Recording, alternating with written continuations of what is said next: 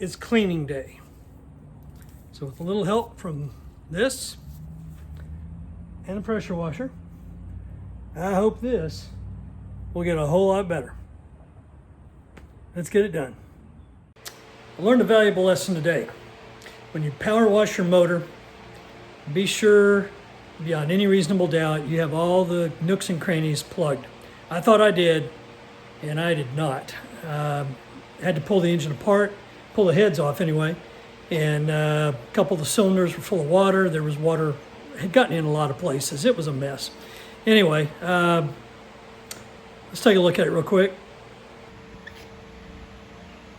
So you can see around the cylinders, all that opening, and even on this side, there's a little crud build up there. Not too bad.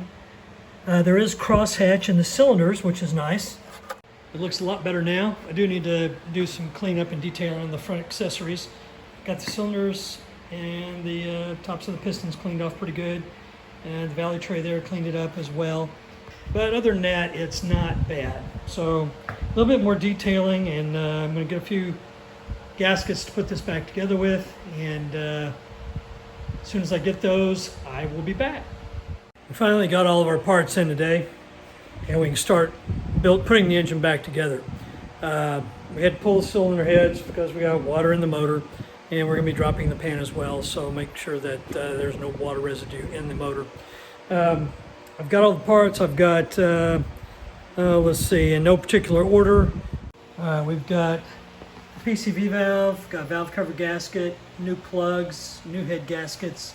That big box is an intake manifold gasket. The little package there is the steam port seals.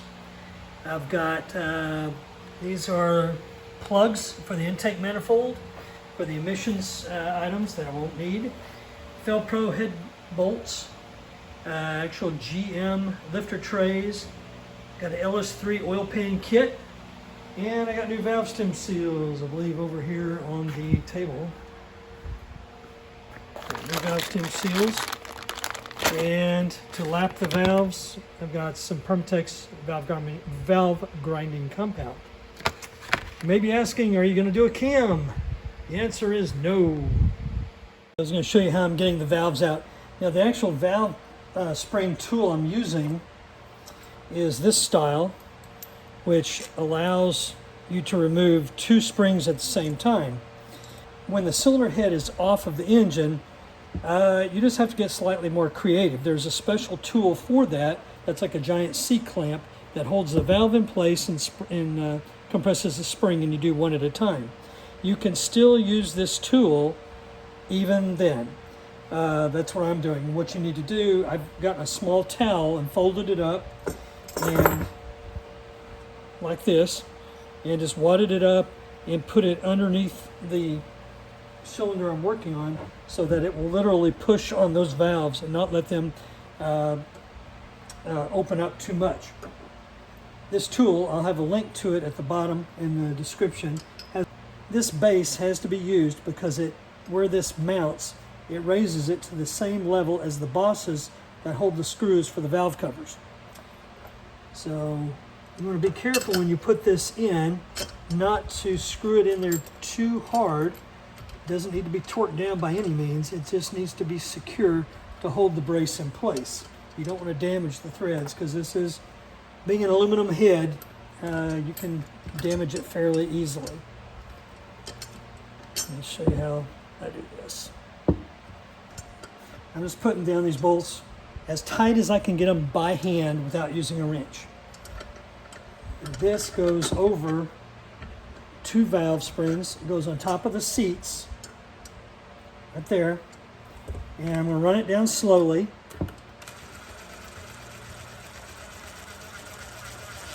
Okay, it makes contact, it tightens up. Now we're going to compress it.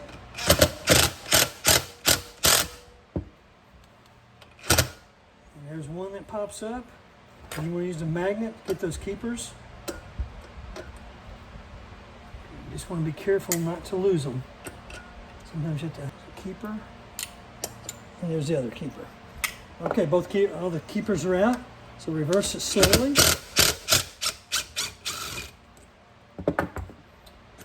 And there we are.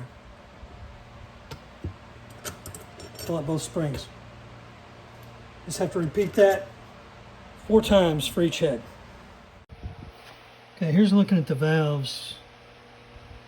Yeah, they got some crud on them. And there's a 2-piece seal. The factory has a 2-piece seal. It's got this little piece on the bottom. And then this slides over the stem of the valve. The ones I'm going to use are a 1-piece. And look at the crud built up on the back of that valve. Ooh. Okay, we're going to clean them up and make them pretty. All we want to do in lapping the valve is to clean the seat up just a little bit in here. We're not going for a full valve job. This is just to improve the mating surface or the contact surface between the valve and valve seat. And here's the valve, and you can see how I've gone over it with a wire wheel, but we want to try and do a little better than that.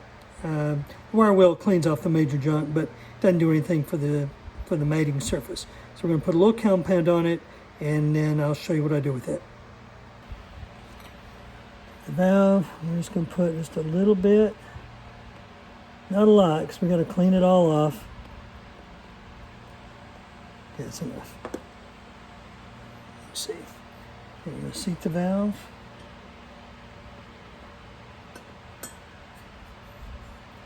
And use a drill.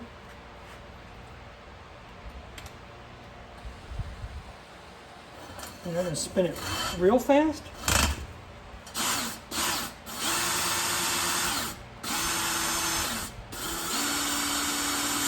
I put a little tension on it each time I spin it. Okay, now take it off.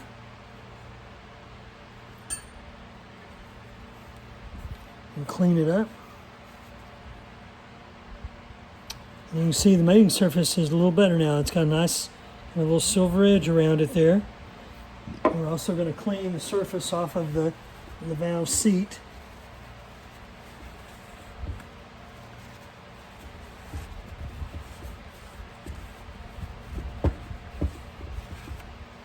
Okay, that looks good. You can see it's brighter silver around that seat, along with the valve. It's not perfect. I'd like to cut it all the way down, but that did a pretty good job. That's 1 valve down and 15 to go.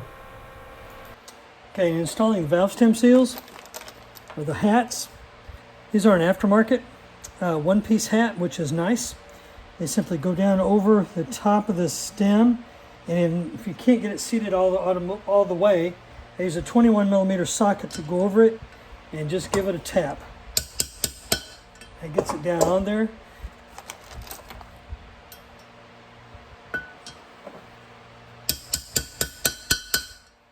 They're nice and flat and flush. Now we're getting ready to reassemble the heads. Okay, to reassemble the heads, again we're going to have to roll up the towel to hold the valves up in place. We'll start with this number 1 cylinder here.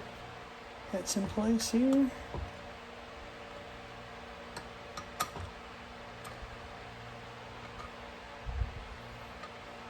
Okay, we're now ready to compress. Okay,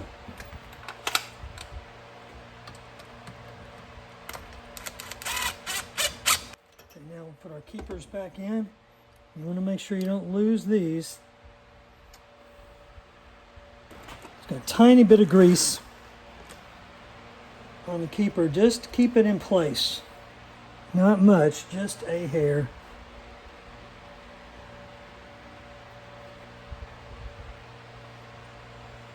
It acts like glue.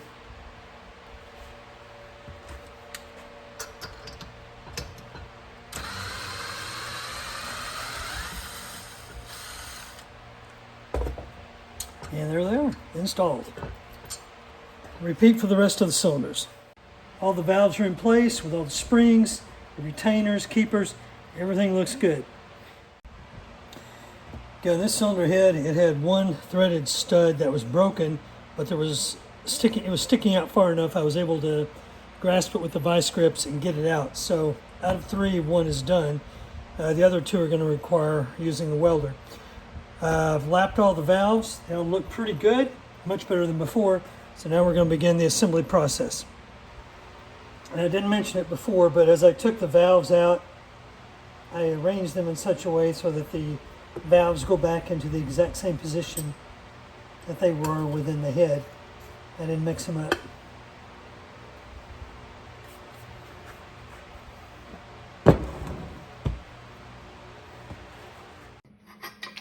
Okay, welded one nut on, and it's coming out.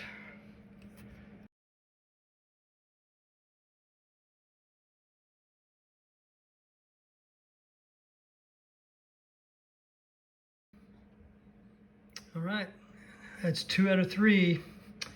Now if we can get this one more right there, we will be home free.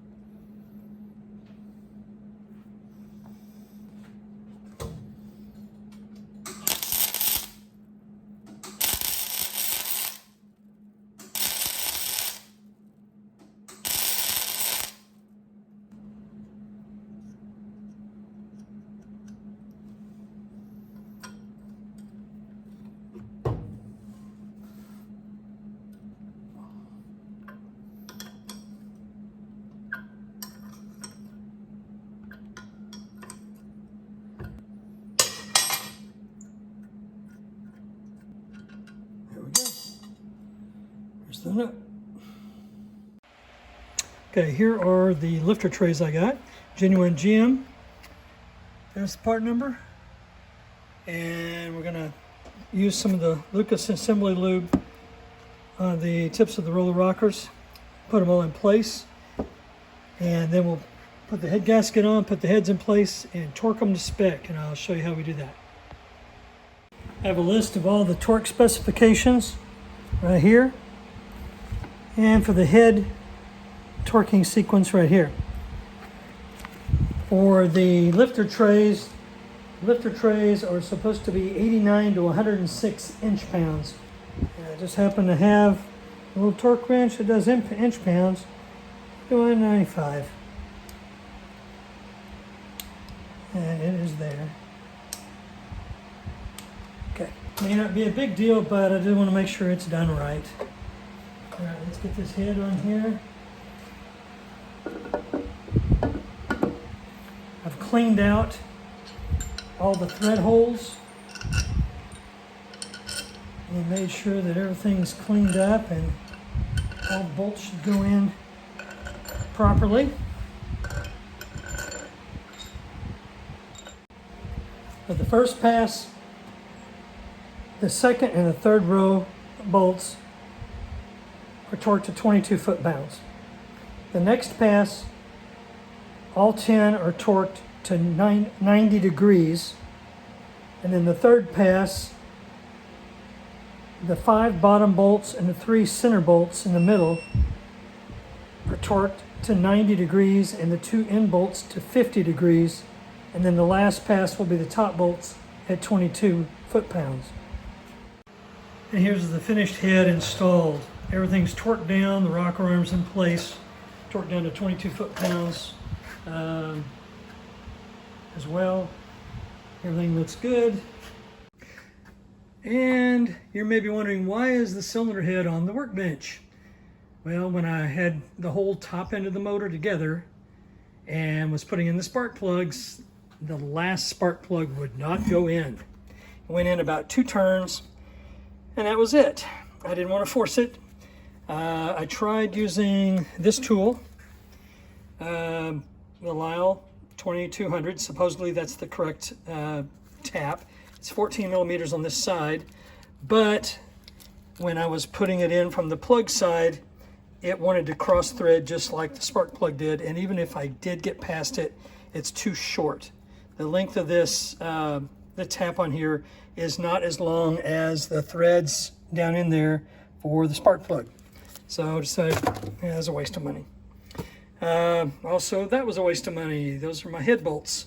I know I've only used them once, but for $17 for a set of Fel-Pros, I am not going to risk the added hassle and expense of machine work on the block if a bolt were to break. So the next thing to try, I'm going to pull the head, and this is the tap I'm going to use. It's a 14 millimeter by 1.25, and I wanted to go at it from the inside out so I can follow the good threads until I hit the bad threads, clean it up, and try to get that plug in there. Okay, put a little grease on the threads so that it would catch. Yeah, this is going to be interesting. Thread this first, because of the angle the handle's going to hit. So I had no luck in getting the tap to thread from the inside. I'll have to go to the outside. And it was able to grab the threads better.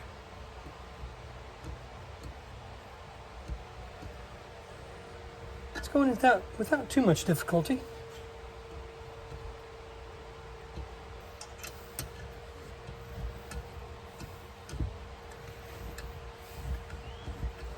I believe we're all the way through.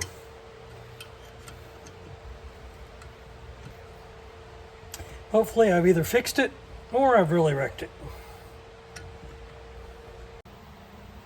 Now inserting the spark plug.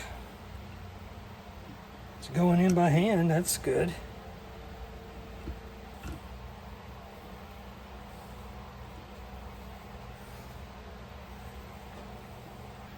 Okay, you can see we got the spark plug in. And it looks good, like the others now. Yay. All right, we saved a trip to the machine shop.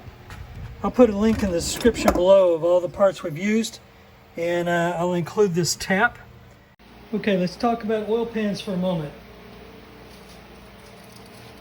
I'm showing you 3 oil pans. The oil pan on the bottom here is the truck oil pan, and you can see the depth on it. It is about 8.75 inches in depth. The next pan up is an Ls1. The Ls1 pan at its deepest is about 5.5 inches, so it's considerably more shallow, and this works really well. At the top is an Ls3 oil pan. Now it runs about 6.75 inches approximately in depth, but look at the size of the sump.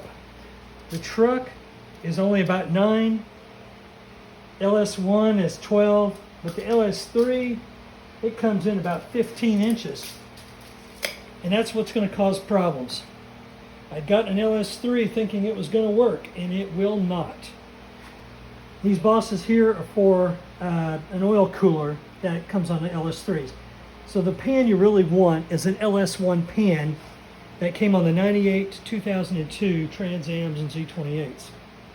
It works the best.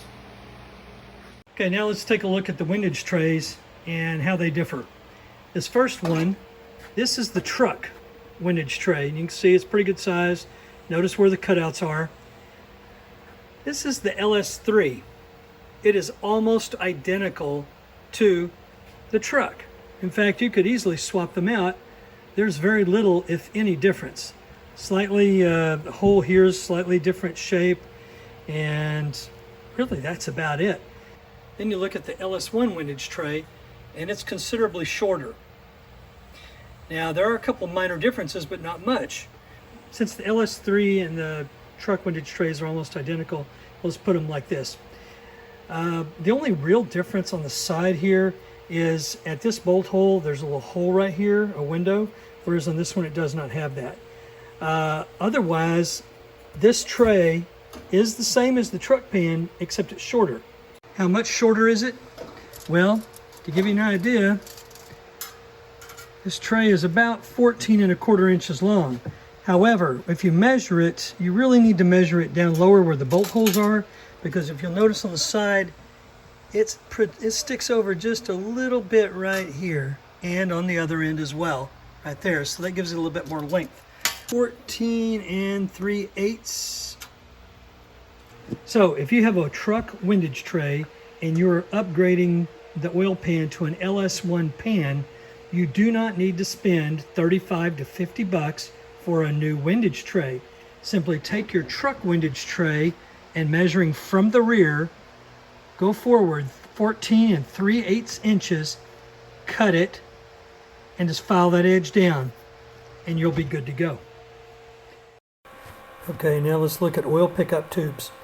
This is the truck oil pickup tube, and you can see it's considerably longer and deeper to fit into the truck pan. This is the Ls1 oil pickup tube, and it's shaped completely differently. It's much more shallow and considerably shorter. So this is the one that you're going to need. The Ls3, or what we think is the Ls3 oil pickup tube, turns out, don't really know what in the world this went to, is similar to the truck, but it has a flange that has two 10mm bolts. Now let's look at the dipsticks. The first one is the Ls1 compared to the truck dipstick. And you can see they are very different. The shape of the tube, the length, they are nowhere near the same.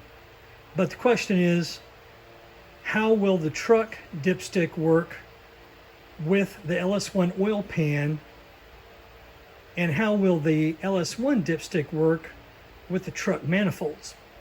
Let's find out. This is the truck dipstick installed. Obviously it works well with the truck manifolds. It was made for it. I tightened up the little bolt here to make sure that all the slack is taken out. We want to see how far down does it go. That extends down to within 5/8 of an inch from the bottom of the pickup tube. Now let's try the Ls1 dipstick and see how it compares. Here's the Ls1 dipstick. You can see it's quite different, that it exits between these two cylinders versus the truck coming out here, the exhaust manifold bolt. It is directly behind the tube. You're not going to get it in. So we're going to have to go with the truck tube. But knowing the depth that we need to measure the length of the dipstick so that we can modify the truck dipstick to land in the exact same spot, but using the truck oil dipstick tube. Let me show you how I'm going to do that. Okay, in putting the truck dipstick in, the length is correct at the bottom at 1 3/8 from the bottom of the pickup tube, just like the Ls1 one was. The difference in the length up here is about, you measure it, the length is about 7/8 of an inch. So what we need to do, and we'll do this up high, is we'll cut the dipstick and overlap it 7/8 of an inch and put a spot weld on it. It's already been modified in here. This is how the factory does it. It's 2 pieces, and they have like a little pop rivet in there for the length. So what we'll be doing up higher though is cutting it and overlapping it. And the reason we're doing it up high is we don't want the area that we're cutting and re-welding, spot welding, to bend a lot, because if it flexes too much it could break. And if you do that cut down here in the portion of the tube where it really curves a lot and bends, that could happen. So I'm going to do it up high where the tube is straight, so there's very little tension or flex placed on it, because it'll just be going straight in and out right there. So let's measure 7/8 of an inch and make a cut. Here we've made the cut, we've overlapped 7/8 of an inch. So this should give us the correct length for our dipstick. I must put a little spot weld on this side here and on this side, and that should do it.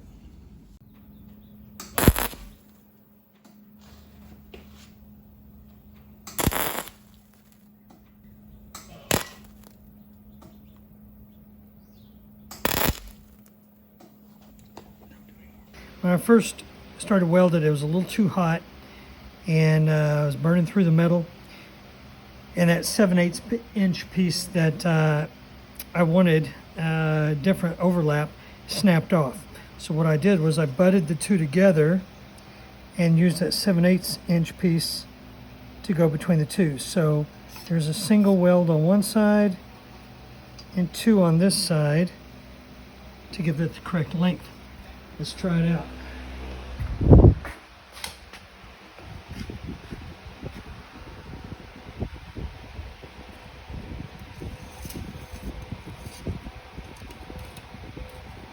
See that welded area stays within the straight area here, so it shouldn't get much flexing.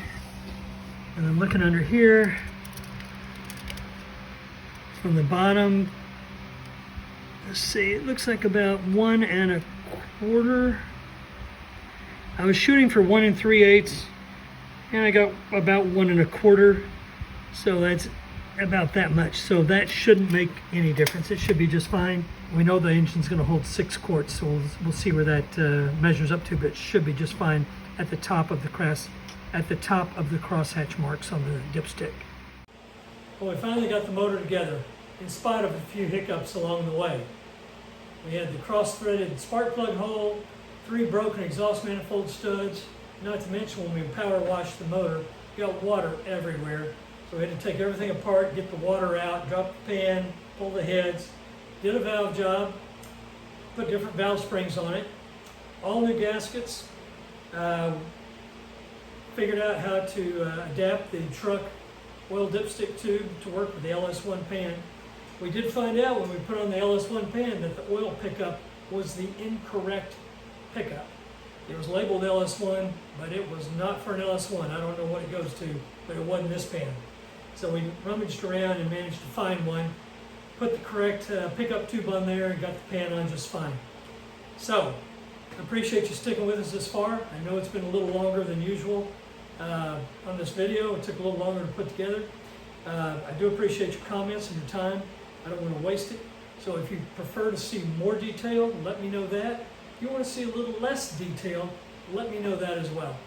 I like to make these videos to help you out and not slow you down. Anyway, thanks for sticking with me. Subscribe, give me a like, I sure would appreciate it, and we'll catch you in the next video.